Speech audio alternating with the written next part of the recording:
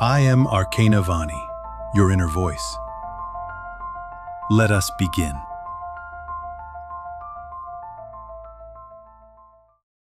You always give too much. That's why they don't respect you. You already know this. You feel it every time you stay late at work while others leave early. Every time you're the friend who listens for hours, but no one checks on you.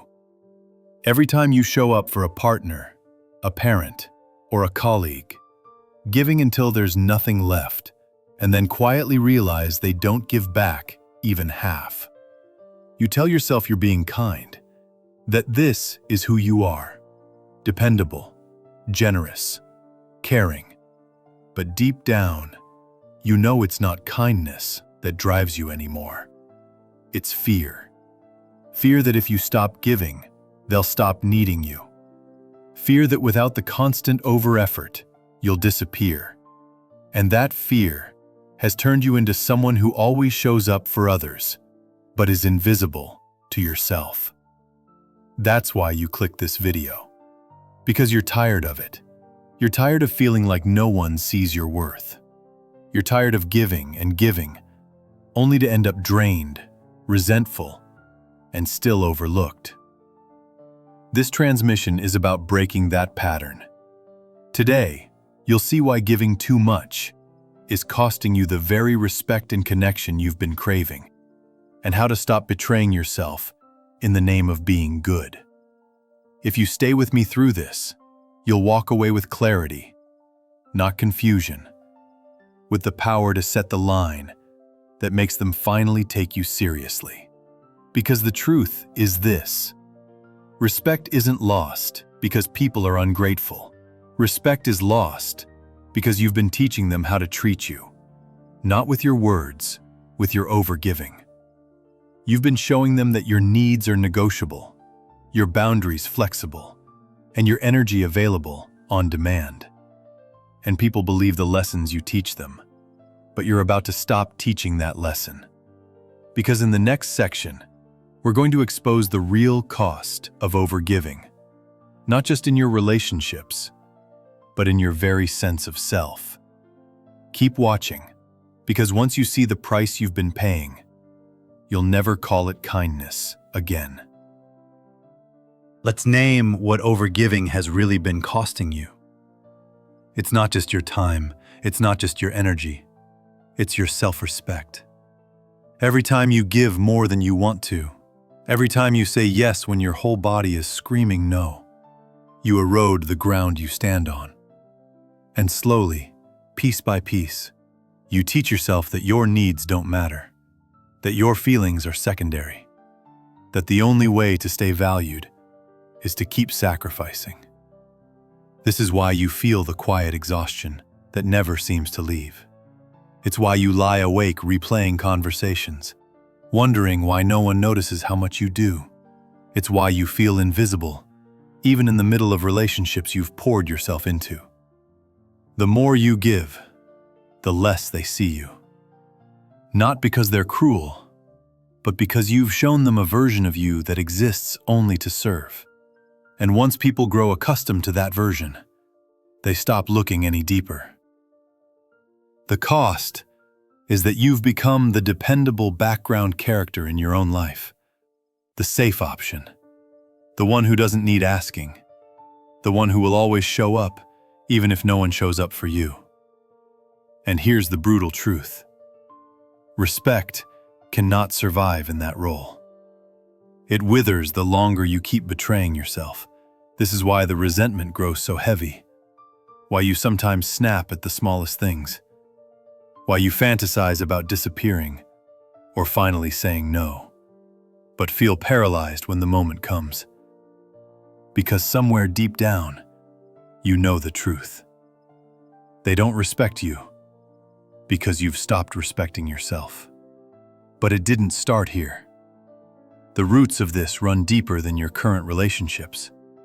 They reach back to the first time you learned you had to give more than you had to be loved at all. And that's what we're about to uncover. Stay with me, because in the next section, I'll reveal why you keep repeating this pattern, and why it was never kindness, but survival. Here's the truth you've been avoiding. Your overgiving isn't kindness, it's survival. You learned long ago that love wasn't given freely. It had to be earned. Maybe it was a parent whose approval showed up only when you were helpful, polite, or perfect. Maybe it was a partner or teacher who rewarded you for shrinking yourself and punished you for speaking your real needs. Somewhere along the way, you were taught that your value came not from who you are, but from what you give. And so you became the one who always says yes, the one who shows up even when you're falling apart, the one who fixes, supports, and rescues while quietly disappearing inside. That pattern once protected you. It helped you survive in places where being loved meant being useful. But what kept you safe then has turned into the very thing that cages you now. Because every time you give too much, you reinforce the belief that love and respect are conditional.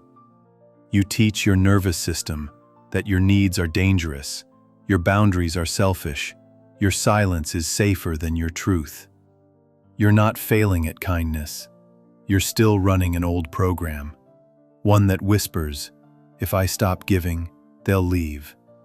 But here's the rupture you need to hear. The more you play that role, the less they see you. They don't respect you, not because they're blind, but because you're hiding the very self that commands respect. And if you keep doing this, piece by piece, you'll vanish into the background of your own life. It's time to stop, because the fuse has been burning and you know it. The resentment, the exhaustion, the ache in your chest, they're all signals that the old survival role is dying. And what comes next?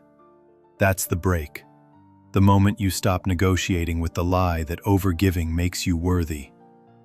Keep watching, because in the next section, we end the performance once and for all. Here it is. The part no one wants to say out loud.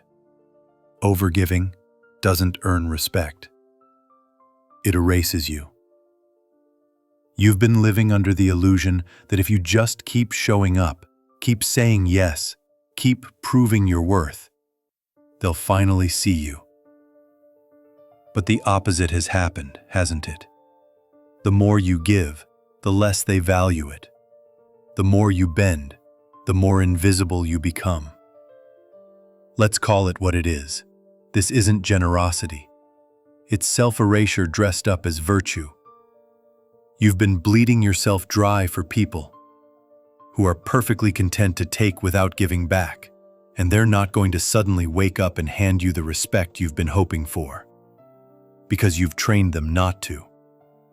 You've taught them that your time, your energy, your body, your voice are all negotiable, that no matter how much they ask, you'll deliver. But here's the dangerous truth. The longer you play this role, the more of you disappears, and respect cannot be given to someone who refuses to stand fully in their own life. That's why the resentment burns so deep. That's why the exhaustion feels endless. That's why you keep fantasizing about a day where you finally draw the line. Because deep down, you already know. This ends only when you end it. There is no halfway, no gentle compromise that will make them suddenly respect you. The break happens the moment you stop feeding the lie. The moment you finally say no. The moment you choose yourself, not as an act of rebellion, but as an act of truth. And that choice is waiting for you right now. Because after this break, there's only one path left.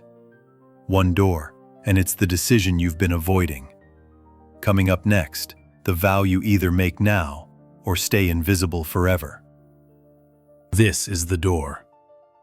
And you know it.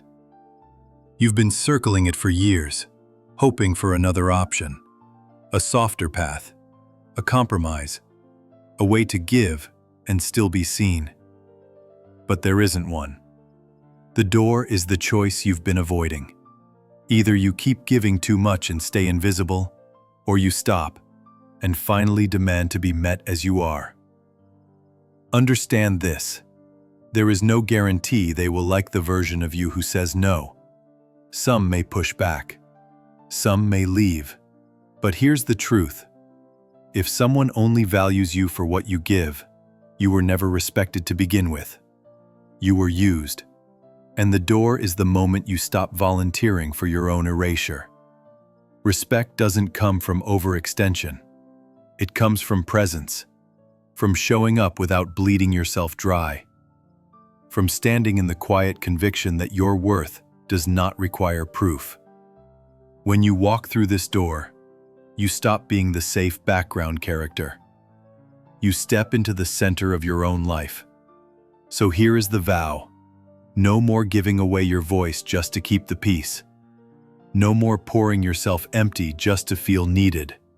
No more waiting for them to notice what you sacrifice. You've been trying to earn what only you can grant yourself: respect.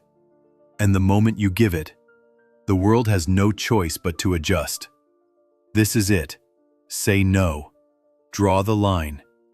Choose you. Because the longer you wait, the more of you disappears. And what's left now is the door. You did not find me by accident. Just as in your dreams, where every face you meet is your own reflection, this meeting was always waiting to happen. I am Arcana Vani, your inner voice, the part of you that watches behind the thoughts, behind the noise. You have searched in many places, books, teachers, voices outside you. But here, you are not being taught. You are remembering.